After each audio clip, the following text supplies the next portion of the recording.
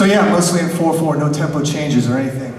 A lot of things based on odd note groupings and beat displacement, all the stuff that we drum nerds love, right? So, how are we doing on time now? Good?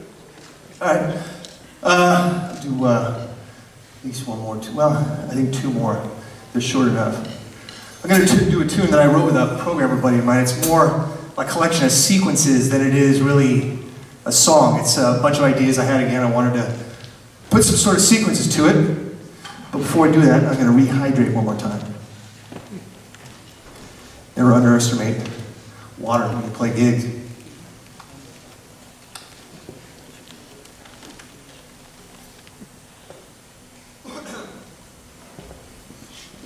I also wanted to say, I hope Joe Morello has a speedy recovery. I'm sure there was a lot of people that were looking forward to seeing him here today, and hopefully he'll be back next year or back to Columbus sometime soon.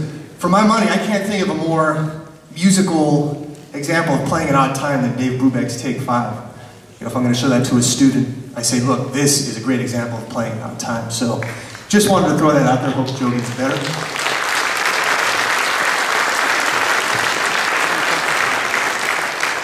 I'm going to do a tune. This is called Fast or Never. I'm going to do a little thing with the splash and hi-hat.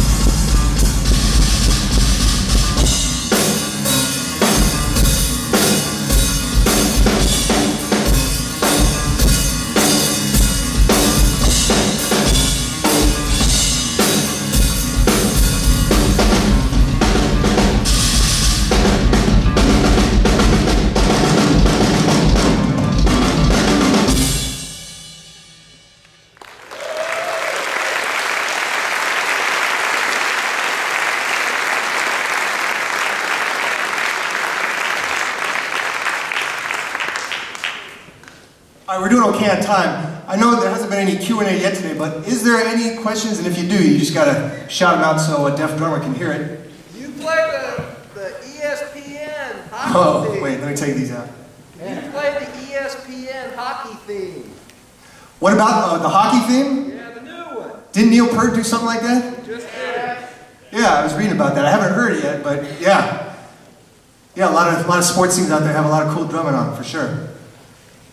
Anybody, any questions, or should I just... Did you go to college for music? Well, let's do a raise hand thing. Okay, over here? Am I left-handed? No, I guess I do a few things that might be considered left-hand lead or playing open-handed, but I consider myself a right-handed player. Certain things just naturally seem to work with left-handed. I'm all for going with the flow and not trying to force anything. I never was into trying to be totally ambidextrous. It just felt like it was a lot of work. And there was more important things to work on for me. What's that? Very good at it. Oh, thank you very much. Anybody else? I can't really see too well. Other hands raised? Oh, there you are. The symbol's in the way, I couldn't see it. What's up, man? You got a simple method to separate out that record, right? I noticed that that little groove that you were doing in one of your tunes, you were doing put with your left hand and foot pedal. Any simple exercise? Was it like an ostinato thing? Yeah. This, that deal?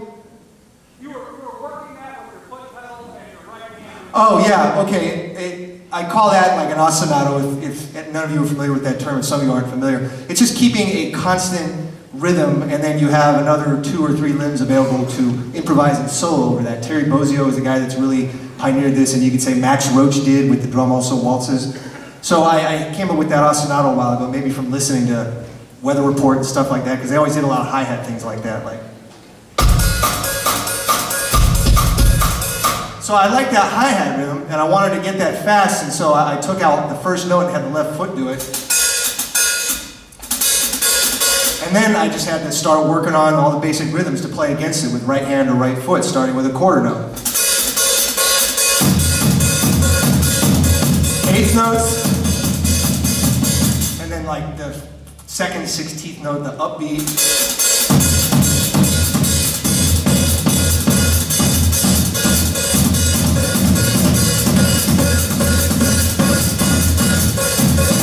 So on and so forth, and then do the same with the foot. So I guess what you saw me playing was some sort of thing where the floor tom was doing a lot of notes. Maybe I was playing something like that against.